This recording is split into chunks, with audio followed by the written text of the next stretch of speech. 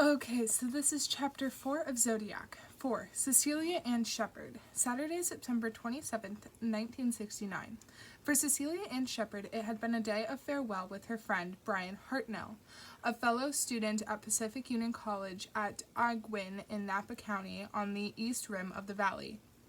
She had known the tall, ruggedly good-looking pre-law student since her first semester at PUC, and the two had once been very close. After spending the summer vacation with her parents in Loma Linda, Cecilia had come back to PUC for the weekend to pack the few belongings she had left at the school for shipment to Southern California.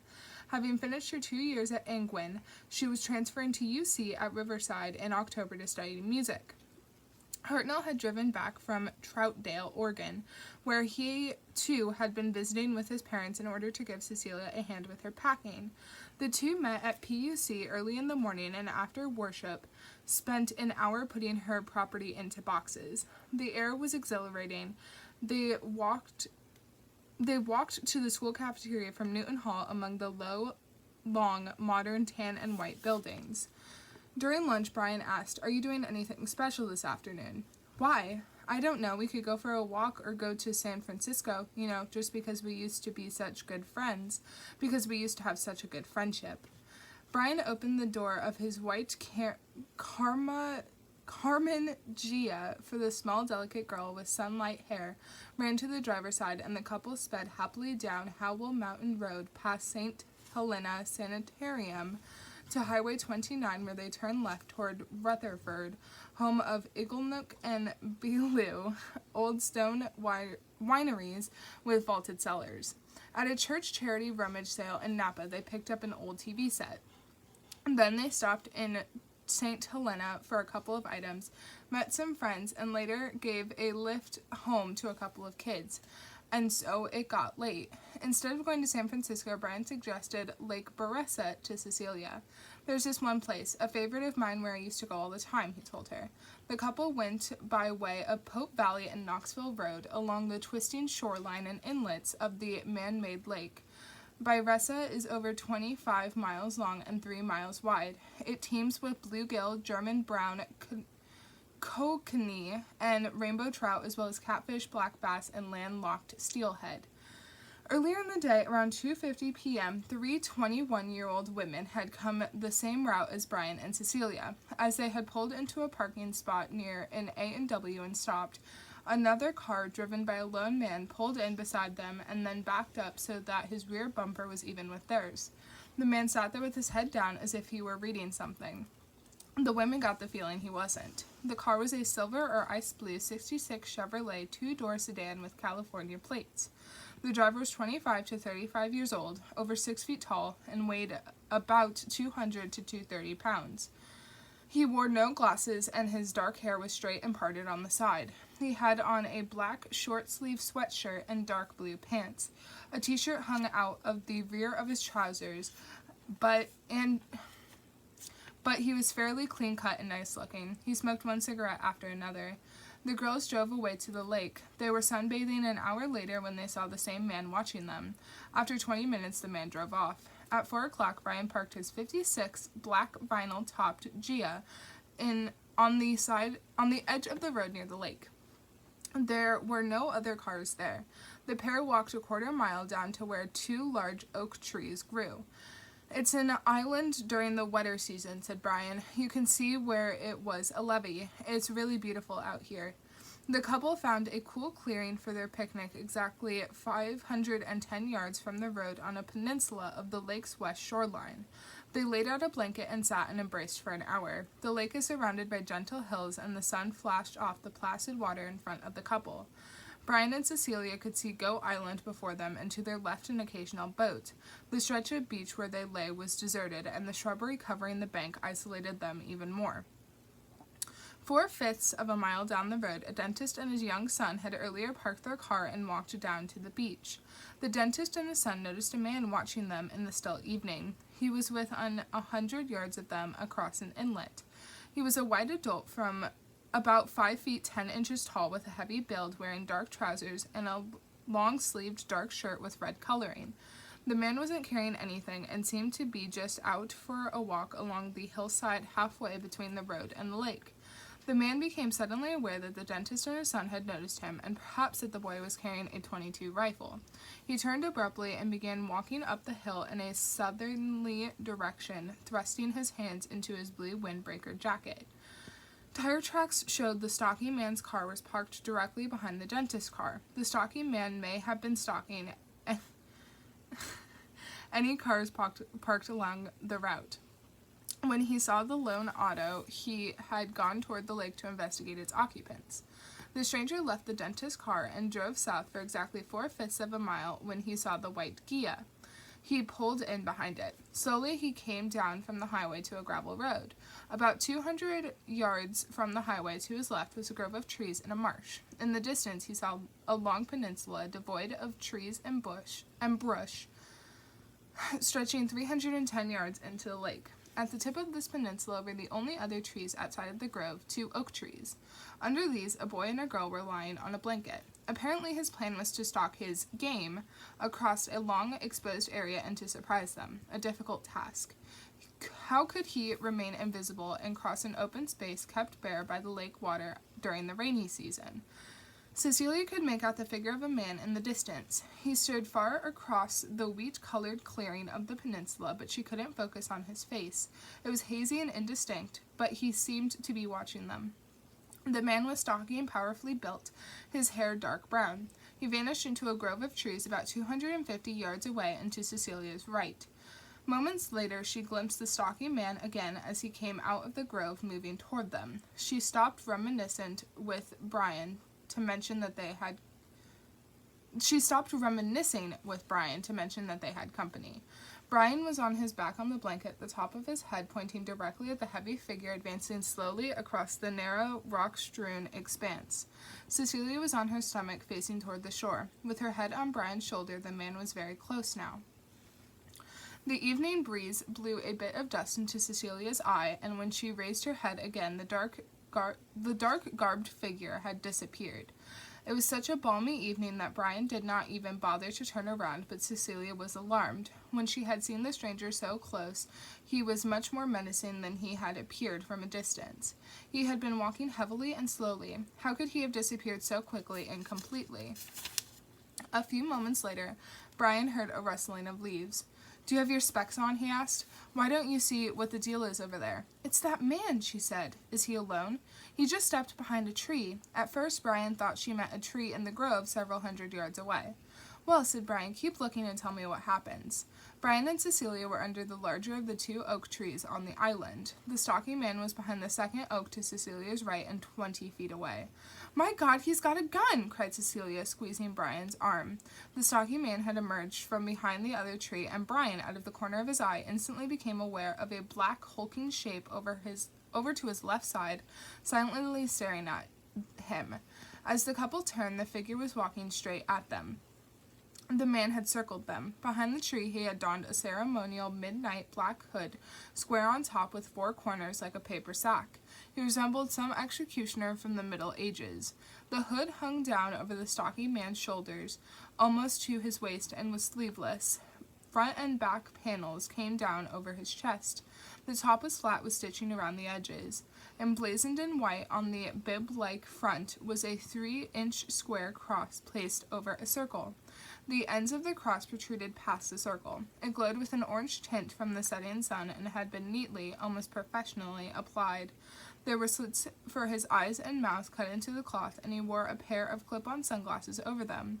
Brian marveled at how ingeniously this mask was devised. The man's dark sleeves were clamped tight about his wrists. His trousers were tucked above half boots. Evidently, Zodiac was wearing blousing rubbers, used by the military for trousers tucked into boots. On his left side was a bayonet-type knife, at least a foot long, in a sheath attached to his belt. Around his waist on the right side was a simple black holster with an open flap. Several lengths of common variety, white hollow, core plastic clothesline also hung from beneath the unknown man's jacket.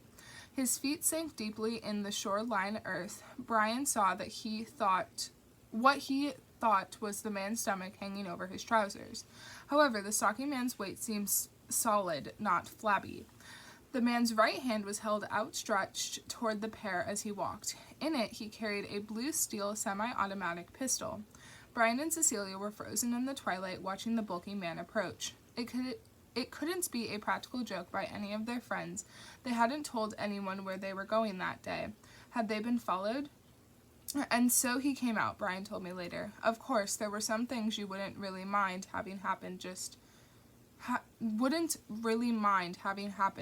for the experience of it. I thought, well, I've got only about 50 cents on me. It's worth all of that having it happen. I didn't think of another angle. The stocky man stood towering over the couple on the blanket. I talked to him, said Brian. It was a remarkably calm voice that came from beneath the hood, a voice that was not high or low-pitched, a monotone. The speaker sounded to Brian to be between 20 and 30 years old.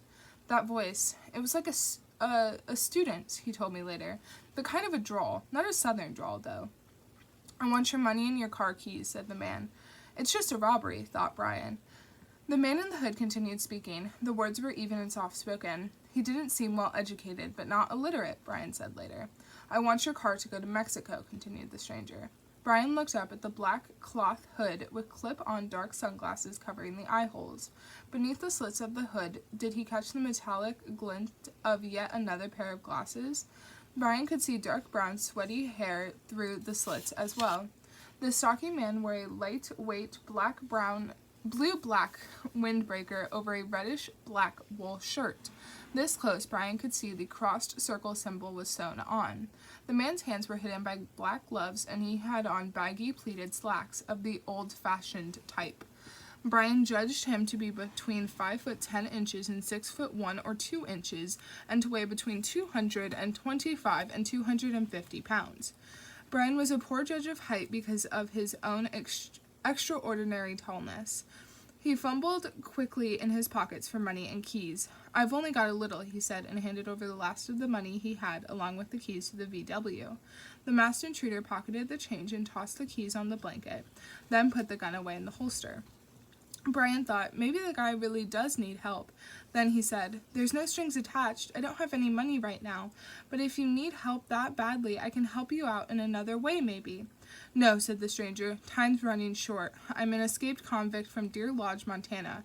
I've killed a prison guard there. I have a stolen car and nothing to lose. I'm flat broke. Well, man, said Brian, wouldn't you rather be stuck on a stealing charge than a threat of homicide? Just don't start playing hero on me, said the man. Don't try to grab the gun. I didn't really figure the gun was loaded, Brian told me later. I always thought it was empty. I heard a lot of times that this is what they do, just as a bluff. But I decided not to call his bluff. Brian told the man, you're really wasting time with me. I got a billfold and this much change, and that's it. I talked all kinds of weird stuff, he told me. Just weird shit. I was taking a sociology class. You're talking about a sophomore in college. Never really run into a real-life criminal. Gee, this guy was nothing to worry about. He wanted just my money. I told him all I had was 76 cents, and he never ended up taking anything. If I remember right, I gave him the keys, and somehow they got left behind. He talked about how the car he had was hot. I thought he meant he had a very fast car and commented to him about it, and he said it was stolen. He talked about being in prison and about contacting me. We talked for quite a while. The hooded man detached the 2 1/2 to 3 foot lengths of clothesline. The stocky man's knife was even with Brian's eyes, and he stared at it, trying to fix as many details as possible in his mind. The blade was about 3/4 of an inch to 1 inch wide and 11 to 12 inches long, maybe a bayonet or bread knife with a hardwood handle decorated with 2 brass rivets. White surgical cotton tape 1 inch wide was wrapped around the handle, and the whole knife was fitted into a sheath of wood. The blade was sharpened on both sides. Had Brian ever seen The Most Dangerous Game, he would have recognized it as a good copy of the knife Count Zerov wore on his black hunting outfit. Lie face down on the ground, said the hooded man. I'm going to have to tie you up. Brian defiantly stood up and was ordered back down on the blanket. I kid you not, Robert, Brian said later. I became really annoyed at the thought of being hog-tied. just really annoyed, and I argued with him about it and thought, not really sensibly, but more in the neighborhood of cops and robbers, about getting the gun away. I always felt the way he handled the gun, I could have gotten it. The only reason I didn't was I figured it really was a highly optional thing to do, and if I screwed up and somebody got hurt, and I was going to get blamed for being a hero or trying to be a hero. You know, I think I can get that gun, Brian whispered to Cecilia. Do you mind? And she got kind of fearful about it, Brian told me. So I figured since there are 2 lives involved, not just mine, I wouldn't do it.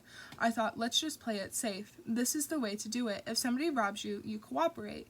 You give them your money. He seemed kind of kooky, but was carrying on a fairly logical conversation. All he wanted was the money. The hooded man turned towards Cecilia. You tie the boy up, said the stranger. Cecilia wound the line around Brian's hands and feet and tied a couple of loose knots. She tied me really loose, Brian said to me, and I kept my hands apart, like you see on TV. While Cecilia was tying Brian, she reached into his pocket and threw his wallet to the hooded man. He did not pick up the wallet. When she had finished, the stocking man tied her up in a similar fashion. When he touched the girl, his hands began to shake, but he bound her very securely. He then found the loose knots on Brian and double-clinched them, tied them twice as tightly. He retied me extremely tight, said Brian. It was that hollow clothesline rope. I'm getting nervous, said the man. Now the 2 students were helpless, Cecilia on her stomach and Brian on his left side. In retrospect, Brian told me, why would anyone tie you up after they had robbed you or found out you didn't have any money? Why didn't he have me walk 100 yards down the way and say, don't turn around? It didn't make sense to hog-tie me. The hooded man talked to them in such a quiet voice that it never occurred to the couple that they would be harmed in any way. Brian repeated his offers of help, and the 3 talked for minutes more on the darkening island. There was something distinctive about his voice. If I remember correctly, it was not forced, no accent. He had a pronounced way of saying things. He wasn't talking like we're talking now, said Brian. Not that I was trying to suck it out of him. He wasn't really trying to talk to me. I was the one asking the questions. He was certainly volunteering nothing. The first time I'm down there, lying on my stomach, and I'm saying, okay, now that this is all over, will you show me if the gun was loaded? He popped open the end of the gun and pulled out the cartridges and showed me a bullet. It looked like a .45 caliber. The Colt 45 1911A1 used by the U.S. Armed Forces is similar in design and function to the Browning high power, but is heavier, longer, and holds only 7 cartridges. He put it away, and I turned my head away. The bound couple heard a voice, now grown husky, say from beneath the hood, I'm going to have to stab you people. A shock went through the helpless pair. The first time I suspected any iota of trouble was when I saw the knife come out, and then I felt that was it. That was the first hint that things were going to be worse than me getting possibly stuck tied up there overnight. Please stab me first, said Brian. I'm chicken. I couldn't stand to see her stabbed. I'll do just that, said the hooded figure. He dropped to his knees and ripped the foot-long knife from its sheath and raised it high over Brian's back. He began stabbing the boy in the back. Spurting blood spotted Cecilia's face until it began to run down it in thin rivulets. I'm lying on my stomach, Brian told me later. Put yourself in my shoes. Someone hits you in the back. What's the first thing you do? You stiffen. You just wait for it to stop. There's not a hell of a lot you can do. You're in the most vulnerable position you can be in. For me, I was just waiting for it to stop. She's watching all this stuff coming down and screaming for him to stop and all this. She turns on her side, so by the time he comes to her, she knows precisely what's going to happen. And what's the reaction? Try to get away. Try to move out of the way. You have these few seconds to recognize what's happening. You're going to be in a lot different position, and that was why she was a fairly frail bone type person. She wasn't skinny, but she wasn't heavy boned. When he hit her, he broke ribs. When Brian gave a moan and finally seemed to collapse from the intense pain, the black figure turned toward the girl. What was the expression beneath the dark fabric? The heavy breathing of the man spasmodically sucked the cloth in and out. Still on his knees, the man gave a ghastly, frenzied sound and, letting out a long, low exhalation, began stabbing the girl in the back. 10 times the knife fell. Instinctively, Cecilia rolled over onto her back, and the dark hunter continued thrusting. Once he plunged the knife to its full length into her chest, once into each breast, once into the groin area, and once into the abdomen. Stop, stop, stop, pleaded the girl. The more she twisted and writhed, the more madly the hooded figure stabbed. She's on her side, Brian told me. He's stabbing her in the side. I heard later that he had stabbed in the shape of the Zodiac crossed circle symbol, but there was really too much movement for him to do anything that deliberate. I think he got her on front and back and sides, but that was because she was doing the moving. If I remember right, he was trying to hold her, and I turned away. I looked, but then it flashed on me. Hey, look. What am I looking at? I can't stand this. And I turned away. And when I turned away, I thought, smart Hartnell isn't going to move. Obviously, I couldn't do anything to save her, but I'm not going to be making any noise or I would die. Freeze. Sated at last, the stocky man stood up and tossed the money and keys onto the blanket next to his victims. He walked slowly across the open peninsula and was soon lost in the empty twilight. Back on the road, the stocky man put the hood and bloody knife on the front seat of his car, strode to Brian's locked Kia, and knelt by the door on the front passenger side, which was away from the road. He did something to the door and then started up his own car. He had a call to make. I don't think I went out, Brian told me. If I did black out, there's a slight haze in my memory. What I heard him do was walk away in a non-hurried fashion. I quit breathing. I just froze, and then after that there's a little dead spot. But I remember having always contended that I never lost consciousness. When you really look at exactly what happened to me, you'll see I was extremely fortunate in that he grazed my heart sac and caused a little bit of the fluid inside to be pink. But he didn't pierce it. Just a fraction of an inch to the right and I would have been dead. Cecilia's aorta was cut in several places. Mine wasn't. One blade went on one side and one on the other. I really never got hurt. I mean, I did, but nothing of any degree of permanency. Cecilia recovered consciousness, and the couple began yelling for help. Brian's primary concern was just staying alive, and the next step was getting himself free to go for help. Painfully, he twisted himself into position to get his teeth on the white clothesline around Cecilia's wrists. Blood from the girl's wounds had covered the plastic line and made it slippery. His mouth filled with it. The work was slow and agonizing. Eventually, the girl was free and turned over to untie Brian's own hands. The first trouble we had, Brian told me, was he tied me pretty tight. So, I really don't know to this day any reason why she was able to get the cords undone, considering the weakness of her condition. Anyway, when she did get the multiple knots loose, it took a while for my hands to unnumb, because they had been tied for a half hour without really much circulation at all. Now that took quite a while to get my hands free enough to move and quit ringing.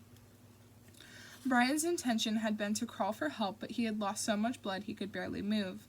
A Chinese fisherman from San Francisco and his son in a small boat on the lake had heard moans coming from the tip of the peninsula, and they rowed closer for a look. Seeing the terrible sight, they dared not come any farther. They left to search for help. 2 miles away at the Ranchero Monticello resort, the fishermen rushed in to tell rangers of the attack. Ranger Dennis Land and Ranger Sergeant William White were in their patrol car 3 miles away when the call came in over the radio from park headquarters down by the water. I dropped Bill White off at Ranchero Monticello, Land told me, and he went by boat to the scene, and I got enough information from him to know where it was, so I came by car. I didn't know what I was looking for at all. All I knew was that somebody was hurt, that he had cut his foot or... Back on the peninsula, when he saw the Chinese fisherman and his son row away, Brian had figured no one would come. He started crawling toward the road. All I made it up to was the jeep trail when I saw the car coming. I found the boy, said Land. He had crawled about 300 yards from where the initial stabbing had taken place. He was totally untied and en route to the road. I didn't see anybody suspicious. He was lying alongside the dirt road, and I got out and looked at him real quickly. He told me his girlfriend was out on the island. As quickly as I could, I got into my car and drove down to where she was. 2 boats carrying Ranger White and the owners of Ranchero Monticello arrived, and the rangers wrapped Brian and Cecilia in blankets until the ambulance could get there. There was no ambulance at the lake. It would have to come all the way from Queen on the Valley Hospital, almost an hour away. While telling the rangers what had happened, the couple kept drifting in and out of consciousness. As he had crawled, Brian had kept thinking over and over, "Oh my God, I don't want to die." Brian was certain the hooded man had felt they were dead when he left. I guess I was just afraid to die. I don't remember that much terrible pain. I was mostly in shock, he said. But she was in pain. Just excruciating pain. They were suffering so terribly, White later told Dave Smith of the LA Times. The girl, she kept pleading with me to give her something to kill the pain or knock her out. She was writhing on the ground in agony, and I could barely feel her pulse. I tried to think of something to do. They weren't bleeding anymore, but there were so many stab wounds. Cecilia had been stabbed 24 times. I remembered, continued White, something I'd heard long ago about scratching somewhere away from the pain that would help take your mind off of it. So I told the girl about that. She tried it and told me it helped for a few minutes, but then she started begging me again to put her out of her misery. The victims, in critical condition, were rushed to the hospital. The girl went into surgery for most of the night. Cecilia was in such pain the whole distance, Brian told me, until she finally started going out of it, kind of losing it mentally. I don't know what would have happened if they hadn't come. Clearly she would have been DOA, and I don't know, I might have been too. You know, blood loss. Even though no vital organs are hit, you die from no juice. The report of the double stabbing at Barisa was logged at 7:13 p.m. at the Napa Sheriff's Office. Officer Dave Collins and Deputy Ray Land, Dennis's brother, were sent to the scene. At 7:40 p.m., 1 hour and 10 minutes after the knifing, the phone rang at Napa PD and was answered by the officer operator. Napa Police Department Officer Slate. Hi! The call was on line 1. I want to report a murder. No, a double murder, said the caller. It sounded like the voice of a man in his early 20s to Slate. The voice was calm.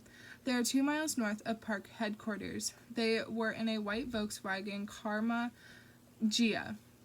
There was a long pause. Where are you? Asked Slate. I'm the one that did it, the man said in a voice that was barely audible. The dispatcher heard the receiver put down, but the connection was not broken. Is there anyone there? Is there anyone there? Asked Slate. He could tell that the line was still open because he could hear traffic passing.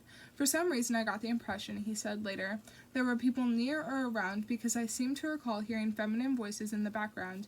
However, at the time I was in the process of phoning the Napa Sheriff's Office on another line, so it was hard to tell. I informed the SO of the call and then phoned the operator to see if the call could be traced. Police quickly traced the signal to a payphone located at 1231 Main Street, the Napa Car Wash. It was only 4.5 blocks from the police station and exactly 27 miles from the scene of the attack. The police were able to lift a good palm print from the receiver. The print had to be dried with artificial light before they could dust the surface in order to remove it. A print has to be dry or the powder will adhere to all the moisture rather than the acids in the hand as the powder is designed to do. That the killer thought both students were dead showed he had left the lake immediately. The awkward one-way streets in Napa and the location of the phone booth caused me to believe that Zodiac was as familiar with Napa as Valito. He had taken a right on First Street and gone until he came to the Napa PD, then taken another right onto Main and made his call to the cops. Afterward, the killer had to take Soskell Avenue back onto 121, which became Highway 29, and since he could not go back in the direction of the lake, he would have been headed south right into Valito. Was his home in Valito, or beyond? The killer liked to call close to the police station, which might explain why he didn't call along the way from Barisa, and, as usual, he had killed or attacked in areas of confused police jurisdiction. Tough, heavy-set Detective Sergeant Kenneth Narwhal of Napa County Sheriff's Office took charge of the investigation and made certain the area of the lakeside attack was canvassed for witnesses who may have seen anyone suspicious. When I got the call from the office, Narlow told me, I immediately went to the hospital to talk to the victims. There was no sense in me rushing to Barisa. Cecilia Shepard was unconscious. When Narlow finally arrived at the crime scene, his broad tanned face clouded with anger. Someone had gathered up the multicolored woolen blanket and rope before he got there and put them in a box for him.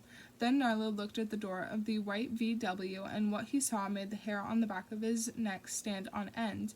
The killer had written on the door with a black felt-tip pen, Valito 12-20-68, 7-4-69, Sep 27-69-630 by knife. The numbers meant something to Narlow. They were the dates of the killings in Valito and Solano counties. There was a maniac at large, and he had moved north. The crime lab technicians discovered tire tracks at the attacker's car and made plaster cast moulages. There were 2 different sized tires on the front, very worn. Width between the wheels was listed by the police as 57 inches. A close examination by Deputy Collins revealed an odd footprint leading to Brian's car where the writing had been put on the door. The same prints led down to the murder scene and back up the hill to the road. Casts were made of the killer's footprints, size 10.5. These prints were very deep. Narlow called for one of the more overweight cops to walk alongside the tracks. He weighed about 210 pounds but did not sink down as deeply as Zodiac did. Yes, we took a compaction test in the sand by an officer, Narlow told me, and in order to put that print so deeply into the sand, we figured the Zodiac weighed 220 pounds. It was a heavy man they were dealing with. Clear prints at the heel indicated the man was not running when he left. I described this guy as being really fat, Hartnell told me later. I don't know, he could have been moderately heavy and wearing a thickly lined windbreaker. And it's not impossible that the guy was wearing a wig, but the dark hair. I remember kind of a greasy forehead. Narlow knelt on the sandy rock and looked closely at the shoe prints. Between the heel and the sole there was a strange little circle with printing. The circle showed, but we couldn't make out the printing. But that's how we identified that particular sole. We were able to determine who the manufacturer was, Narlow told me. He later discovered that they were from a chucker-type boot called the Wing Walker. The uppers were manufactured by a company called the Weinbrenner Shoe Company, said Narlow. They're in Merrill, Wisconsin, which is only about 20 miles from my hometown. The soles are manufactured by Avon, Massachusetts. That's the printing in the little circle. Over 1 million of these shoes were manufactured as part of a government contract. 103,700 pairs of wing walkers had been shipped to Ogden, Utah, and distributed to Air Force and Navy installations on the West Coast. The government issue boot pointed to a killer who was involved in some way with the military. I don't think the couple was really followed for the simple reason that their plans to go to Barisa were strictly on the spur of the moment, said Narlow. Nothing was planned. In fact, they were supposed to go to the city that night. Contrary to some published reports, the wounds weren't in any sadistic shape or form, no pattern to them or anything like that, no carving on the breast to indicate any zodiac sign. Certain type assailants use certain weapons because it gets them closer to their victims. If you wanted to go out and kill for the sheer sake of killing, you could use a high-powered rifle and a scope and kill at 200-300 yards. But you wouldn't achieve a kind of sexual effect.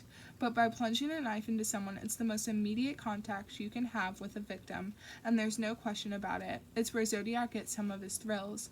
Narlow also stressed to me that the knife is a silent killer. He also discovered that there had been a man acting oddly around the lake earlier in the day and arranged for Bob McKenzie of the Napa Register to produce an identikit composite drawing.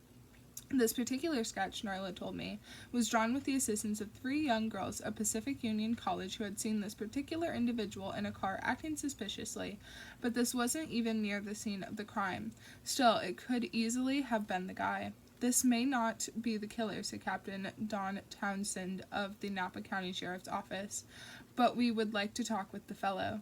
The lab men examined the clothesline and removed the car door for tests and handwriting analysis and eventually for storage until the slayer was caught. With a friend, I drove to Barres to speak with Ranger Land and take a really close look at the murder site. Baressa was practically deserted this time of year, and I had no trouble finding park headquarters. They reached Land by radio, and within 15 minutes we were on our way by car to where Brian and Cecilia were attacked, 1/2 mile away. No question about it, Robert, said Land. It was quite bizarre. The mere fact that somebody had been stabbed up there is not all that uncommon. During the summer months we had different reported stabbings. This was the second murder up here, but the other one's kinda iffy. We don't know if it was a murder or not. Could have been a suicide. The dusty road was closed off by a chain, but Land got out and undid the combination lock, and we drove right out onto the peninsula. We watched for rattlers, he warned. The day after the murder, Land had been up in a fixed-wing plane taking aerial photos of the attack site. The peninsula stuck straight out. I looked at the photos. It was hard to imagine anyone being able to sneak up on someone across a long open area with just 2 trees at the very end. It wasn't until I sat in the same spot as Brian and Cecilia and had a friend walk toward me across the peninsula that I realized how the stalking man had disappeared from sight. To my left, facing shoreward, was a deep depression curving around the light rise of the island with the 2 oaks on it. At one point, my friend just vanished. The depression, over 6 feet deep, was like a narrow ledge encircling the island. It had enabled the stalking man, without even crouching, to come around them across a sandy shelf of beach into the oak tree, which he climbed up behind and donned his hood. I looked out at the peaceful lake. In a month, the rainy season would swell the lake and engulf the ground on which I stood. I realized that all of Zodiac's killings had been around water. What was the attraction for him? Monday, September 29th, 1969. At 3:45 in the afternoon, Cecilia Ann Shepard, attended by her parents, died from multiple stab wounds to her back, chest, and abdomen. Townsend had Brian put under close guard immediately. With a psychopath on the loose, we can't take any chances with the only living witness, he said. Brian was bitter that the ambulance took over an hour to reach them at the lake and then another hour to reach the hospital. If Cecilia had gotten medical attention when the Rangers found us, she might have survived. It seemed so long before help arrived. Thursday, October 2nd, 1969. On the day the saddened Adventist community attended the funeral for Cecilia at the college church's sanctuary, Townsend told the press, "There are a couple of other things we're still holding back, so we'll be able to identify the man if he wants to call again. He can't be anyone but a mentally ill person. He must get his sex gratification from the act of killing." Townsend admitted the crosshair symbol on the car door was the same one Zodiac used in letters to the newspapers. Napa residents were cautioned to stay out of remote areas and to travel in groups after dark until the maniac was caught. The fast food joints and drive-ins became wastelands at night. In Vallejo, parents told their teenagers that if they would stay safely indoors, they could neck with their dates undisturbed. Nilo's investigation involved Lundbald and Lynch, as well as Mel Nicolai of Criminal Identification and Investigation, CI&I. The 4 worked closely together, exchanging theories and information. The detectives considered what the Zodiac crimes had in common. 1. The victims were young students, couples. 2. The attacks all occurred on weekends. 2. Near holidays. 3. The murders were at dusk or night. 4. Robbery or sexual molestation was not a motive. 5. A different weapon was used each time. 6. The killer had a compulsion to brag about the murders by phone or letter. 7. Zodiac killed in remote lovers' lanes. 8. The slaying all occurred around and in cars. 9. The victims were always near water.